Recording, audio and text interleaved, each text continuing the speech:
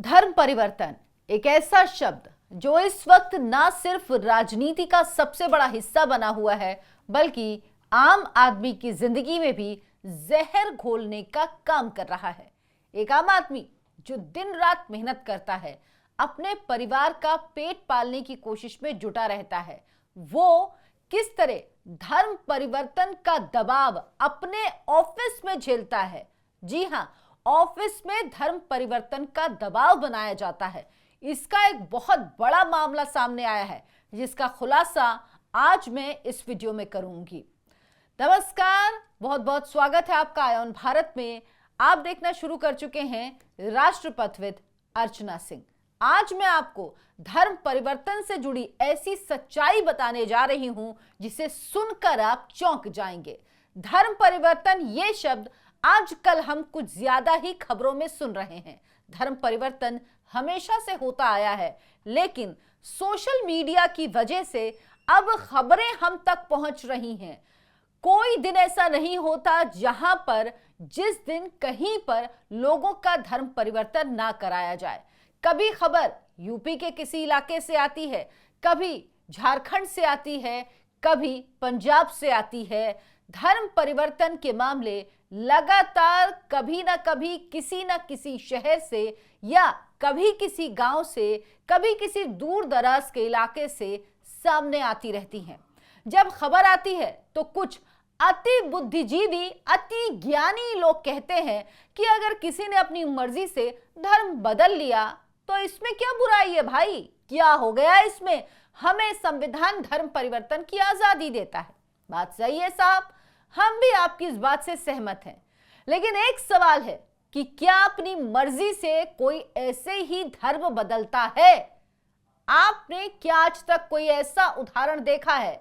आज तक जितने भी मामले धर्म परिवर्तन से जुड़े सामने आए हैं, कहीं किसी इंसान ने मजबूरी में धर्म बदला, कहीं अपने हालातों के सामने घुटने टेके, या कहीं परिस्थितियां इस तरह की रही, पैसों की कमी रही, तंगी रही, बच्चे बीमार रहे, बच्चों को खाने के लिए माता पिता खाना नहीं दे पा रहे, और ये सब वजह होती हैं धर्म परिवर्तन की।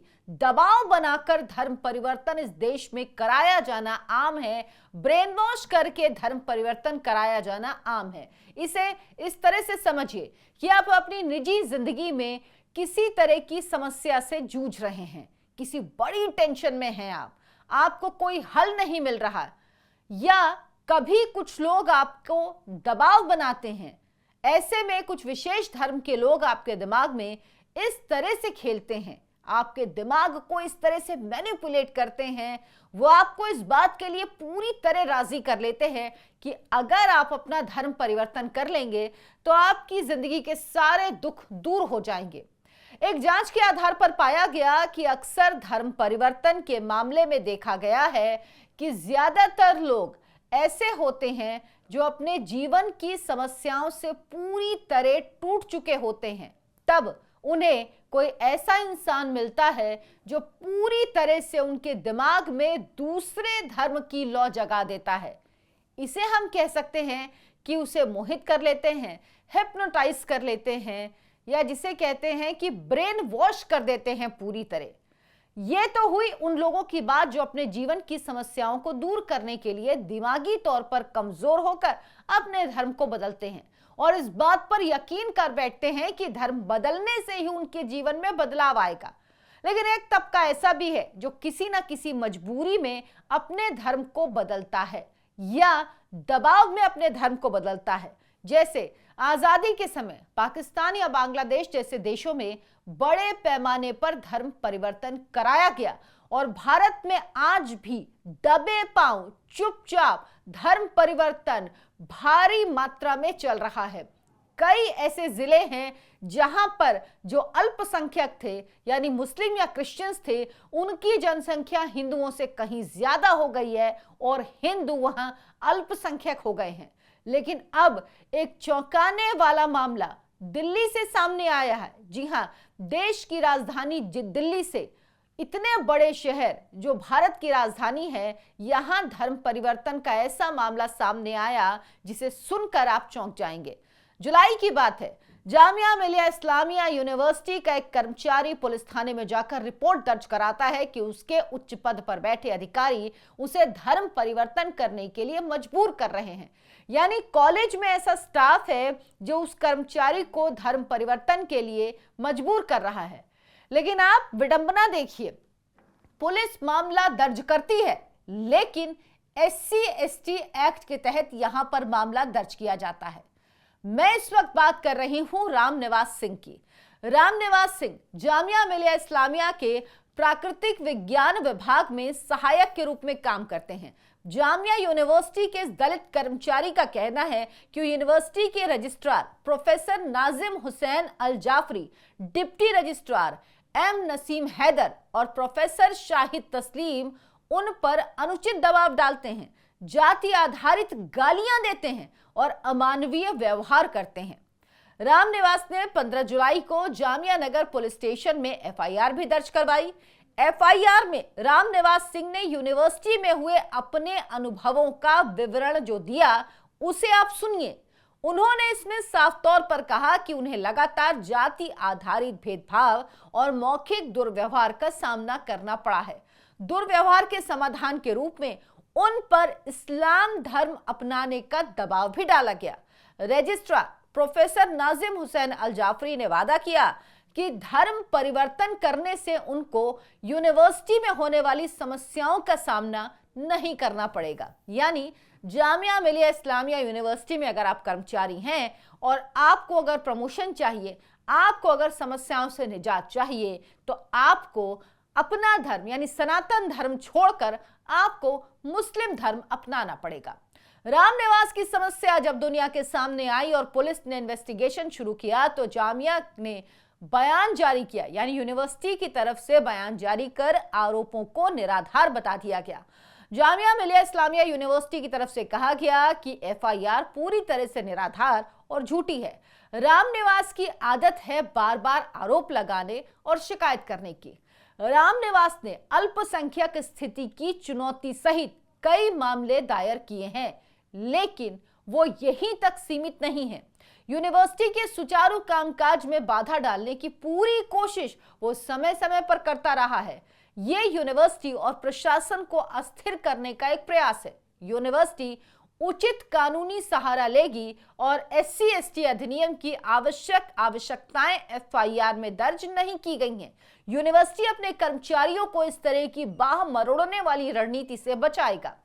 अब भले ही यूनिवर्सिटी की तरफ से रामनिवास सिंह के सभी आरोपों को बेबुनियाद बताया जा रहा है, उन पर इल्जाम लगाया जा रहा हो कि वो आदतन शिकायत करते रहते हैं, लेकिन रामनिवास अपनी बात पर पूरी तरह अड़े हुए हैं। दूसरी तरफ पुलिस मामले पर कार्रवाई कर रही है, लेकिन हमारा तो यही मानना है कि बिना आग के धुआं नहीं उठता। चलिए मान ही लें कि रामनिवास झूठ बोल रहे हों, लेकिन कोई इंसान अपने करियर के साथ इतना बड़ा खिलवाड़ तो कतई नहीं करेगा, वो भी जब वो इतने साल इस यूनिवर्सिटी में नौकरी कर चुका हो। साथ ही कोर्ट के चक्कर नहीं काटेगा, वो भी तब जब कोर्ट में केस लड़ने में आम आदमी की न सिर्फ पूरी जिंदगी बीत जाती है बल्कि घर के घर भी तबाह हो जाते हैं। केस लड़ने के लिए पूरा पैसा खर्च करना पड़ता है और एक नौकरी पेशा के पास इतना जुगाड़ पाना आसान नहीं होता। रामनिवास सिंह की बातों से एक बात और साबित होती है कि धर्म परिवर्तन करने के लिए उन्हें पहले दिन से नहीं कहा गया, बल्कि जब उनका प्रमोशन होना था तो उनका प्रमोशन रोक दिया गया और वो लगातार अपने पद की मांग करते रहे, यानी कहते रहे कि उनका प्रमोशन ड्यू है और प्रमोशन होना चाहिए। तब उन पर दबाव बनाना शुरू किया गया कि अगर वो धर्म परिवर्तन कर लेंगे तो उनकी सभी समस्याएं दूर हो जाएंगी, यानी उनका प्रमोशन हो जाएगा और जो बाकी दिक्कतें हैं वो सब दूर हो जाएंगी। रामनिवास सिंह ने 30 मार्च 2007 को यूनिवर्सिटी में अपर डिवीजन क्लर्क की नौकरी ज्वाइन की, लेकिन उनका कहना है कि उन पर पिछले 2 साल से धर्म परिवर्तन के लिए दबाव बनाया जा रहा है। अब मामले की जांच कब पूरी होगी और उसका क्या नतीजा निकलेगा ये तो वक्त ही बताएगा, लेकिन धर्म परिवर्तन की साग को आप और हम मिलकर ही बुझा सकते हैं, थोड़ी समझदारी और थोड़ा अपने आसपास नजर रखकर। ये घटनाएं बहुत ज्यादा हो रही हैं। लोगों को भारी संख्या में धर्म परिवर्तन के लिए कभी दबाव बनाया जाता है, कभी मजबूर किया जाता है, कभी लालच दिया जाता है, यानी किसी भी तरह से धर्म परिवर्तन के लिए ब्रेन वॉश करने की कोशिश की जाती है। अगर आपकी नजर में कोई ऐसा मामला है और आप किसी से शेयर नहीं कर पा रहे हो, जिसकी शिकायत भी आप कहीं दर्ज नहीं कर पा रहे हो, किसी दबाव में हैं या आपको किसी तरह से डराया जा रहा है, तो इस बारे में आप हमें कांटेक्ट जरूर कर सकते हैं। आप हमारे कमेंट बॉक्स में कमेंट करें, या अगर आप गुप्त रखना चाहते हैं अपनी बात तो हमें मेल भी जरूर कर सकते हैं। मेल के जरिए हमें अपनी बात बता सकते हैं और हम कोशिश करेंगे कि हम आपकी मदद करें, क्योंकि धर्म परिवर्तन रुकवाना सिर्फ सरकार का काम नहीं बल्कि समाज का काम भी है। अगर आपको हमारा ये वीडियो अच्छा लगा हो, अगर आपको लगता हो कि हमारी ये मुहिम ऐसी है जो देश के लिए जरूरी है, राष्ट्र निर्माण, राष्ट्र के विकास के लिए इस मुहिम का आगे बढ़ना जरूरी है, तो आप हमारा साथ जरूर दें। हमारे इस वीडियो को लाइक करें, शेयर करें, ज्यादा से ज्यादा लोगों तक पहुंचाएं और हमारे चैनल को बढ़ाने में भी हमारी मदद करें। आयोन भारत को सब्सक्राइब करें और अपने जानने वालों से सब्सक्राइब भी करवाएं। धन्यवाद, नमस्कार।